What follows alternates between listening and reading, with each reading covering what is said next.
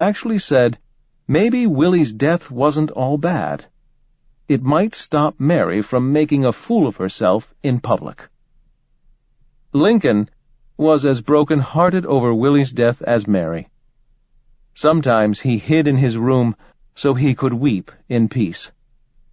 But after the first day, he never broke down in public. Chapter 7. The End of Slavery. As the war neared the end of its second year, more than 100 battles had been fought, with many thousands of men wounded and killed.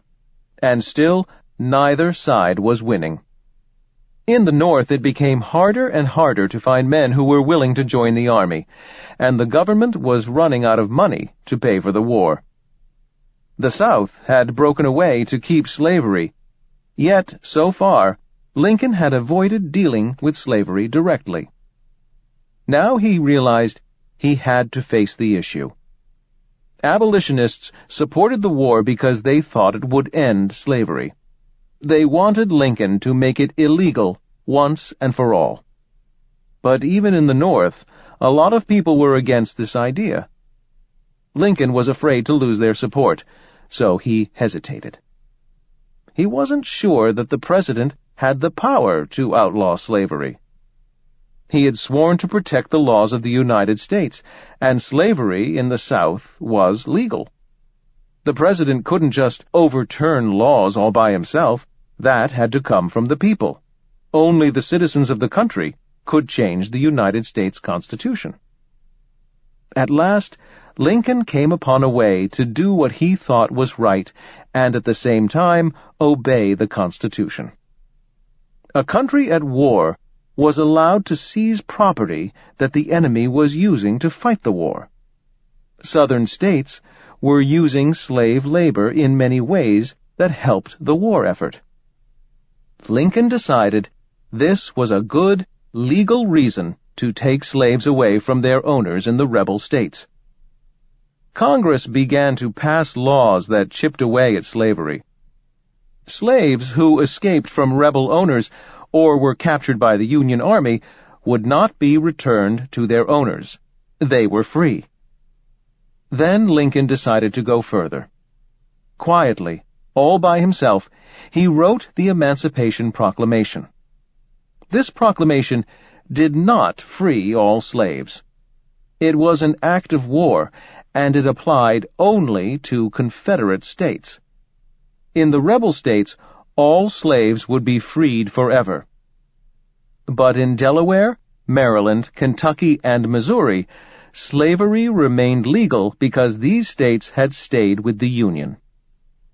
Lincoln was sure that once the nation was reunited, it would be possible to end slavery in the whole country. But that had to be done by Congress. As president, he only had power to act against states that were rebelling. Of course, there was no way to enforce the Emancipation Proclamation until the Union had won the war. Just because the proclamation told Southerners to free their slaves, it didn't mean they would. Lincoln knew this. He said he felt like someone trying to make a law to change the behavior of a comet. But now he had made it clear that the Union planned to end slavery for good. When Lincoln talked to his cabinet, he told them he was not asking their advice. He had made up his mind. The act took effect on January 1, 1863. Slaves in the South heard the news. Right away, many of them escaped and went north. The Union Army began to form regiments of black soldiers. As free men, they would now fight against their former masters. By the end of the war, almost 200,000 blacks had joined the Union Army. Although Lincoln did not think blacks should be slaves, he did not support complete equality for them either. He did not think the two races could ever live together comfortably. So he suggested that freed slaves should be sent to a colony somewhere. It took him years to realize that most blacks didn't want to move to a new country. They wanted rights in their own country. Of course, Lincoln didn't actually know many black people. Later, when the Civil War brought him into contact with them, he became more open-minded. The New Year's Day party the Lincolns gave in 1864 was the first event ever at which blacks were guests at the White House. Chapter 8. A 2-minute speech. Finally, Lincoln found a brilliant general to lead his army, Ulysses S. Grant. Grant was willing to fight. He had already won important victories, such as the Battle of Vicksburg, which gave the Union control of the Mississippi River. But Grant realized that just winning battles was not enough to win the war. The important thing was to take away the South's ability to keep on fighting. To do this, the Union Army had to attack in many places at once.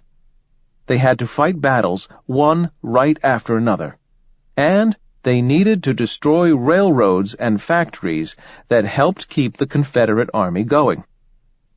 Grant planned to wear out the South so it would have to surrender.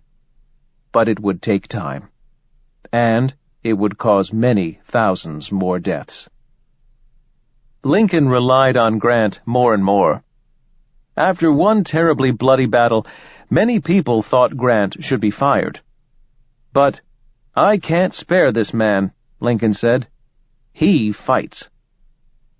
In the North, fewer men were willing to volunteer as soldiers.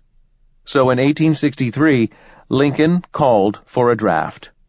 For the first time in American history, men were forced to enlist in the Army. In New York, there were draft riots. Men said they didn't see why they should die to free black people.